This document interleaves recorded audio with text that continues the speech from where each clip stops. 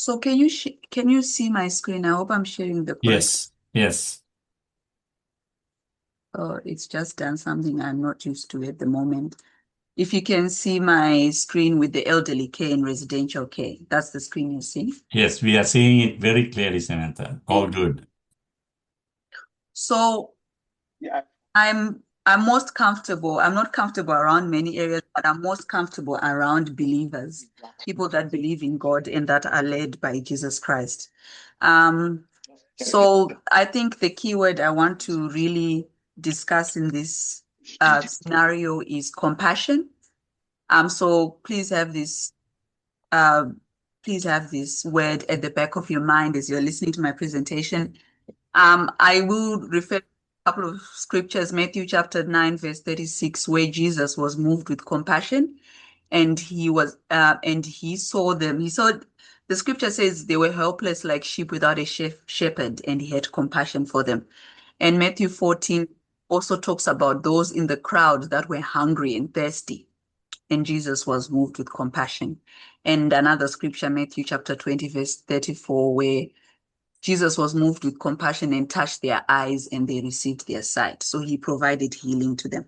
So please have this word at the back of your mind as we're talking aged care, because as you know, aged care is about looking after vulnerable elderly people that are sometimes helpless or hungry and unable to, well, matters like dementia and mental health that affect elderly people, they might not be able to have their sight in metaphorical terms and also in literal terms. So the promise of residential aged care is safety, dignity, and meaning. I'm sure if you are considering to move into aged care or if you have a loved one that you can put in your mind, if you have got an elderly person that you know or that you know might need aged care in the near future, those are the things you might want to hear those providers that are going to be offering you aged care telling you that they are specializing in or they are capable of providing for your loved ones. So safety, dignity, and meaning delivered reliably and not occasionally. So you want that safety and dignity and meaning to be done on a daily basis. So best practice is the bridge between good intentions and the consistently great days for our residents. So we consider best practice as a consistent measure, something that's ongoing, and that's why the work in HK never stops. I'll jump over some of the slides and I think I'll provide them to you to read if you are interested. I'll give them to Dr. Mithram if people are interested, because some of them are just addressing what is best practice. To me, best practice in aged care revolves around dignity, respect, and person-centered decision making. We might talk about a lot of other things and a lot of factors, but if we maintain the dignity of those we look after that are receiving our care, the respect we have for them, sometimes with people that have lost their cognition or are suffering from dementia and other ailments that might affect the elderly, even though they might not respect themselves in how they conduct because they've lost their mental capacity to consider what's respectful and what's not, we should always be able to deliver that respect and the person-centered decision making, which I'll also talk more about. So there's the 4 M's that I consider when I'm providing care in aged care. It's what matters. What are the goals, preferences, and routines? What is the identity of the person I'm looking at? So in aged care, we also have care plans or documents that might even go back to who that person was. What job did they do? How did they grow up? What's their background? What's their family setting like? Because those things help us to be able to picture the type of person we're caring for. If you're looking after a person that always worked night shifts, you might also consider the fact that they might never sleep at night. And so you cannot change that routine. If they've always worked night shifts in their life, we might have to work around how best we can provide care according to that.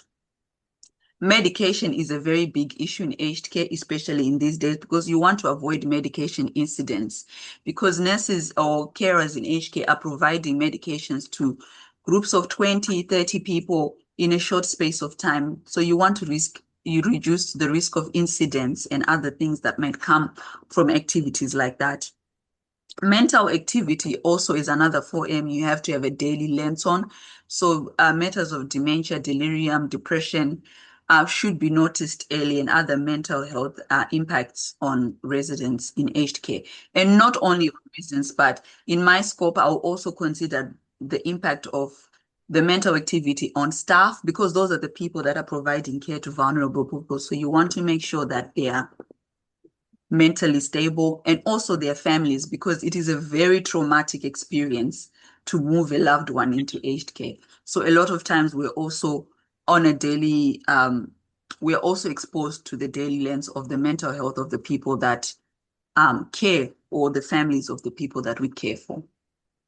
Mobility, so the safe movement, strength, and function of all the people we look after is also very important. So we do have a quality loop. So we work very closely with members of the quality team that measure our baselines for all our residents. So the Aged Care Quality and Safeguards Commission and the Department of Health have got national quality indicators that they now rate aged care facilities on. So those quality indicators are measures we report to the government on how we're providing care, and the high risk items. So your pressure injuries, your falls, hospitalization, um, um, the use of antipsychotic medications. Those are some of the things the government measures our care provision. And aged care is now rated on a 5-star level. So it's not a 5-star. You know, when you go into a hospital or hotel and it's a 5-star hotel because of, the fancy sheets or the fancy food that they provide. In aged care, it is about, we are measured on a star rating about our quality measures, which are the clinical outcomes of the people we look after, which I just mentioned. We're also rated on our staffing levels. We are also rated on resident satisfaction. So those are some of the quality measures that we seek to improve and embed. Every time we see an improvement or manage to improve something, we wish to embed in our daily practices.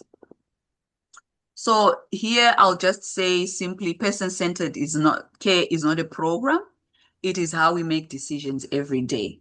So decisions in aged care, we're making decisions for a lot of residents on a daily basis.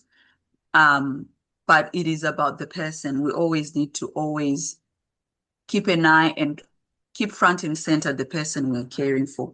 A lot of times when I'm conducting training in my various training activities in the homes, I always tell the staff members to imagine someone that they care for that is vulnerable, and how they would like the care for them to be provided. Going back to that compassion that we mentioned in the beginning, as we're following the example of Jesus Christ, we always have to work from a place of compassion. So my role as operations manager also involves a lot of clinical governance, and looking into clinical governance processes and making sure that we are compliant with the clinical outcomes that are required in the policies and procedures and the aged care quality and safeguards regulations. So we look at systems. We try to have policies that actually fit reality, not policies that are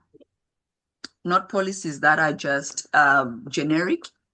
So we try to make sure that our policies fit reality, to make sure that they're actually effective and sustainable for our team members.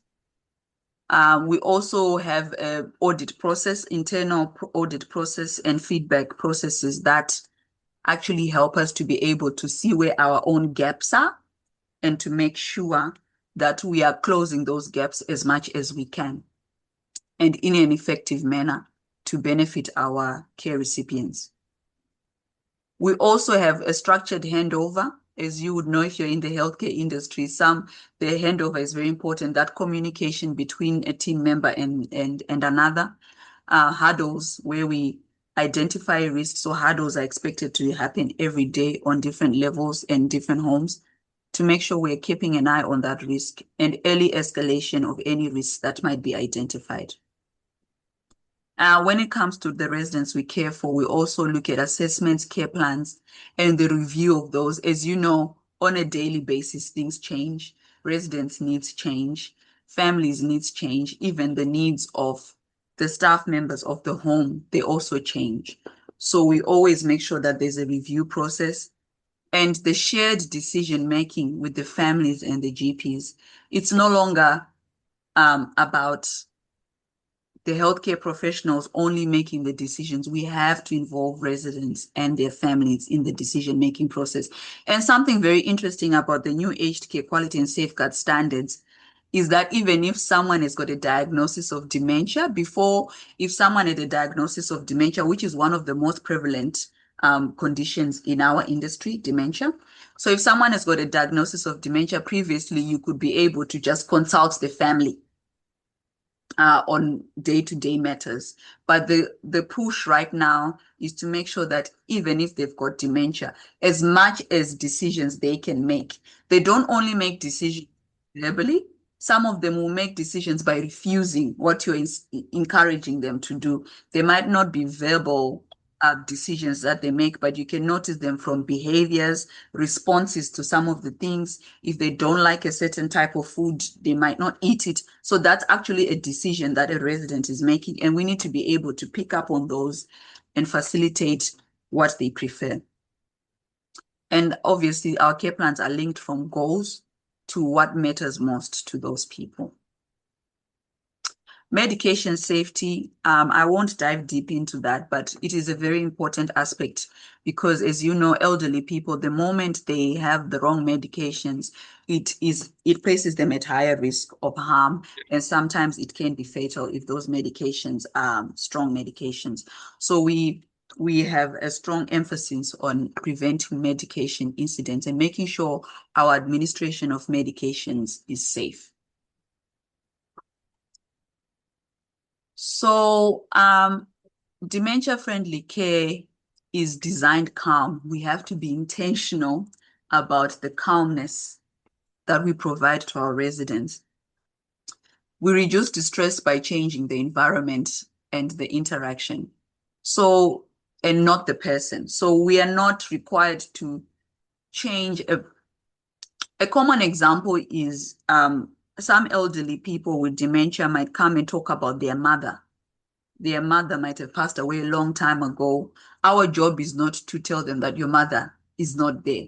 You just sort of go with the flows to maintain that calm and redirect them or offer diversional therapy. So we work with a lot. It's not only nurses and care staff that work in aged care. An important part of our team members in our residential aged care homes are maintenance officers, cleaners, and the lifestyle team because they assist us in keeping that environment in the homes calm and serene. And sometimes even the painting on the wall can impact on residents, on residents' calmness. A perfect example is ambience in the dining experience. So the new strength and standards also focus on the dining experience of the people we care for. Is the room that they're having their meal in nice, is it not too loud without clanking and clacking of cutlery? Are we maintaining a calm environment where we've got nice background music? Are we maintaining a calm environment where the residents can actually smell the food that they're about to eat? So some homes will put in place measures like having a bread maker so that that aroma spreads throughout the home or the dining room before to build the appetite of our residents, which I find very interesting. So we always want to make sure that our environment, the lighting, the wayfinding, you've got a lot of wandering people that don't know where they are, to remove that hospital or that clinical feel to make it more of a home. Previously, as a general manager, I've had an experience where we had to make a door mural for a resident. She couldn't find her room, and we had to make a door mural to imitate the front door at her house, and automatically she was easily finding her room. So these are some of the things that we put in place to support our people with cognitive impairment, and our activities have to be meaningful. So we do a lot of surveys and inquiries from our residents and families, and also from their history of what they would prefer to do. It's no longer just about playing bingo all day in aged care facilities. It has to be more meaningful and intentional for the people, the cohort of people that we're looking after. And obviously, communication and partnership with the family, the consistent staff, to make sure that distress is managed. Food, fluids, and dignity. So the dining experience, like I mentioned, is a very big aspect of the new aged care standards. Meal times are care. So homes practice measures like protected meal times. We have protected meal times where, you're not coming in to do any clinical aspects during meal times. We're focusing on making sure the dining room is serene. No one's coming in with a big medication trolley to administer medications. And imagine trying to eat some food after having a big chunk of medications put in your mouth. Sometimes it actually distorts the taste, and then that affects the dining experience. So right now, our goal is to make sure that the best dining experience is provided for our residents. We also collaborate with the dietitian, speech pathologist to make sure that weight management for people that might have dysphagia or swallowing difficulties is at the optimum. We also try to escalate early when we noticed signs of dehydration and malnutrition and the risk of infections. And we also pick up on if we're expecting some treatment of a resident on antibiotics, we also pick up on making sure that we are proactive with the type of meals that we're going to be providing for them.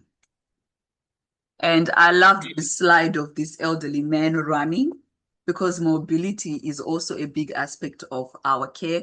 We try to make sure that we maintain or even improve mobility, because even for younger people, mobility and that physical activity is very important.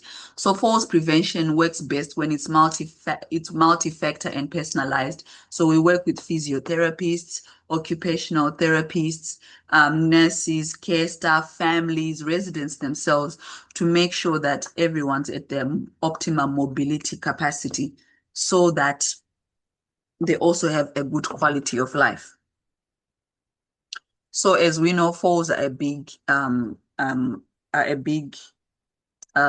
downer, I should say, on residents, on elderly people, because a small fall that might seem small to someone has major impact. Kids fall and pick themselves up, but elderly people, you easily see fractures, and some of these can be fatal if not managed well. So we try to really prevent falls and maintain high levels of mobility as much as possible. A very delicate part of residential aged care, where our compassion now just doesn't come towards the resident, the compassion has to spill over to the family, is when we're dealing with palliative care and end-of-life care. Aged care facilities do see a lot of fatalities, residents dying. In a week, there's several people dying in any given nursing home. So we are supporting our staff members as well, because they also build rapport with these residents to make sure that there's an advanced care plan. So we always encourage, if someone or if there's a room for moving into aged care, and I'm happy that there's a lot of healthcare professionals for different facets. If some of your people are now beginning to move into aged care, advanced care planning is important, so that when they come into the home, we have that discussion, so that when it actually is the time for palliative or end-of-life care, we are providing the best optimal care. So we discuss goals of care, who to call when, funeral directors, how they would want to be handled. If they would like their priest, their pastor, depending on their religion, to come in. We also have culturally safe care, where our staff members are supposed to respect the cultures and the values of the people that are in their care. We also manage pain and anxiety and other physical aspects that come along with end-of-life care. And like I mentioned before, the support also then spills over to the family, making sure that we provide as much comfort as we can. Some will prefer to spend all day, all night in their loved one's room. And so we provide those facilities as well. So we also have function in my role. I'll also be functioning with a lot of dashboards, a lot of reports. For example, this week I would have been looking at a lot of reports from January and December and over the past 3 months, comparing falls rates, pressure injury rates, weight loss medication incidents, unplanned hospital transfers, resident feedback, and seeing where we are having gaps or declining trend or an increase in these incidents, and then finding ways to have proactive measures to prevent them from happening in the future. So that's part of the work that we also do. But now I'll move over to what I mentioned earlier in the slide. What I gave just then was just a snapshot of the practical work that we do on the ground. Whether you are Christian or not, those are some of the things that you're supposed to be doing. But in this context of this meeting, I will also be discussing the human side of care, the compassion, kindness, and emotional safety that we're supposed to be providing to the people we care for. It just doesn't only comprise of the residents, but also their families. So some of the measures we do is the consistency of staff and meaningful relationships, how to build those relationships with the people we care for. We also, like I mentioned earlier, aim to create a home-like environment and not an institution so that residents can feel like they're at home. A lot of people don't go back home after they move into aged care. So it is important that we maintain that home-like environment. And presence, we've got a lot of procedures and policies, as you know, in healthcare. There's so many, so we're so regulated, but your presence matters. Your presence matters just as much as your procedures. So having that, I guess, that compassion to always be present when you're supporting residents and reducing a task-orientated care among our teams to make sure that they're not just focused on the task, but how they are conducting the task. How much compassion are you showing as you are attending to your task? This slide here talks about the partners in care. So as you can see, the residents are at the center. So like I mentioned earlier, no matter their mental health condition, no matter as long as they can show you or they can speak to you about what they prefer, it is important to always involve them. Nothing about them without them is our key. So even up to board members, there's a meeting that happens every 3 months with the board members in our organization, and the Aged Care Quality and Safeguards Commission expects there to be a resident sitting in there representing all the other residents. So that's how far aged care has taken it, where you have to have a resident sitting in some of the board meetings to provide their perspective as a resident, because nothing about them without them. So we do have a lot of residents that volunteer to be part of those meetings, and it is a very fulfilling thing to see. So they have to be active partners in their own care. So in as little as asking, what are you eating today for breakfast, to board level, we always have to make sure the residents are involved. Other partners that we have in care are families as allies. So as you know, I think no one knows you better than your own family. So it's important to have families involved. We involve families, children, grandchildren, husbands, wives. We try to make sure that we have families in a respectful collaboration, which builds confidence in care. So it is important, because what's important from one person might not be important to the other. And sometimes residents are unable to articulate themselves. So it's important to get the family involved as well. So how do we partner with residents and families? We have obviously open door policies, open, honest, and regular communication with our care plan review processes. The My Aged Care website also will give you information. So we submit information to the Aged Care Quality and Safeguards Commission on a quarterly basis. And that information is now displayed on the My Aged Care website. So you can Google any nursing home in Australia. It will tell you the star rating of that home, its history, how many falls that home has, how many pressure injuries that home has, the occupancy, the staffing levels. So that's also what I think is being done well in the aged care industry, where we've got open disclosure. So you can make informed decisions if it's that time to decide which nursing home you want to go or where your loved one should be placed. We also conduct case conferences and we invite feedback in various manners and surveys. In the past couple of years, we've seen an increase in the amount of surveys we have to conduct with our residents to make sure that, and their families, to make sure that they're happy with their care. So part of our job also is to make sure that that balance between professionalism and family involvement is maintained. So clear roles, mutual respect, professional accountability. If we make a mistake, we are here to say, apologies, this is what we've done, unfortunately, because human error sometimes does happen in our industry.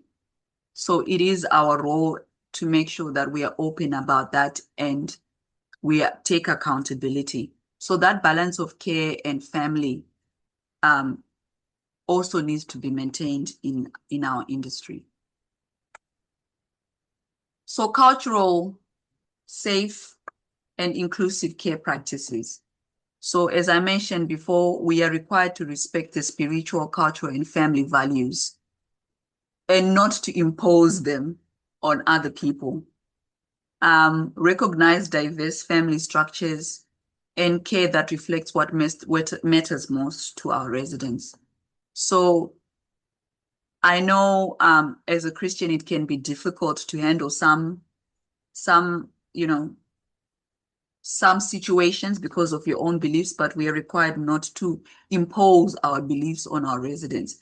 You can pray for them as much as you like in your own private time. I know before I go to work, I say a little prayer so that I can get wisdom to be able to do the best I can for the vulnerable people in my care. But definitely our role is to respect their cultures and their values to make sure that their life is fulfilling for them as much as possible.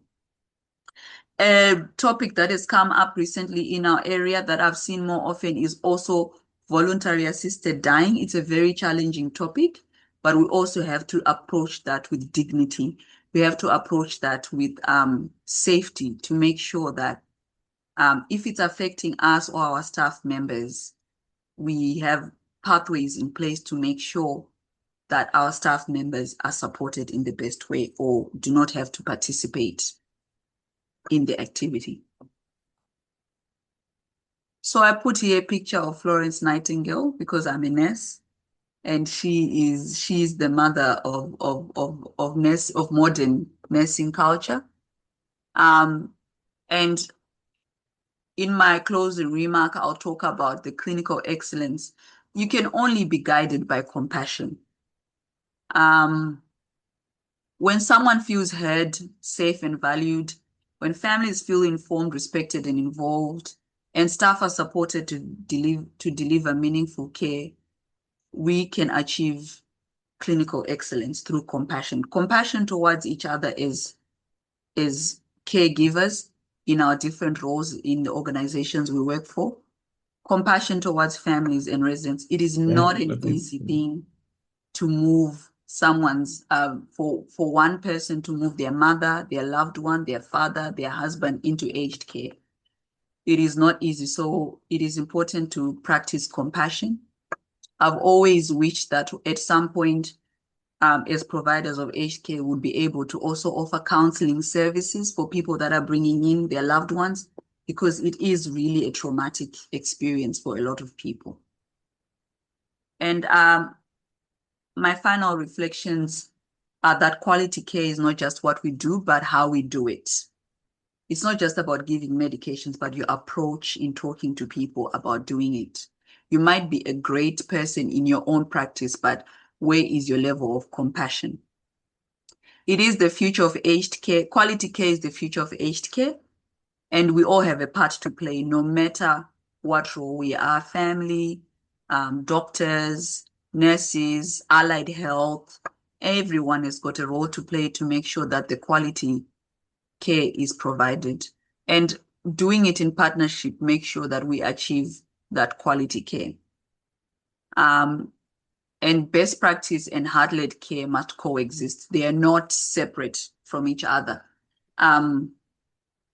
We always have to make sure, or my experience is making sure that my mind is right and my heart is right in making sure that my care is heart-led and I'm an ambassador of Jesus Christ. I might not be able to open my Bible and preach to people, but my behavior and how I spoke to someone, in whether they're my colleague or a resident or a family member, reflects Jesus Christ. I think that's it from me. I don't know if anyone's got any questions about all things aged care. I tried to discuss the practical things we face in our industry and also to show you how compassion and heart-led care can have positive impacts on the quality of care we're aiming to provide. So thank you. I don't know if there's any questions.